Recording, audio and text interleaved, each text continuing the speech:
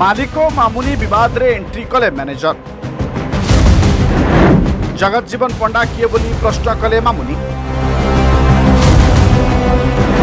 मामुनी यात्रा पार्टी तड़ा खाई कहले जगत जीवन को मानसिक रोगी कहले मामुनी मालिक अनंत धळ और अभिनेत्री मामुनी षडंगी विवाद भितर एंट्री करछंती मैनेजर जगत जीवन पंडा अनंत को समर्थन सह मामुनी को टार्गेट करछंती जगत जीवन पंडा जगत जीवन कहछंती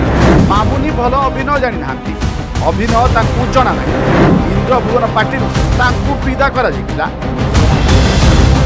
मायानगरी यात्रा पार्टी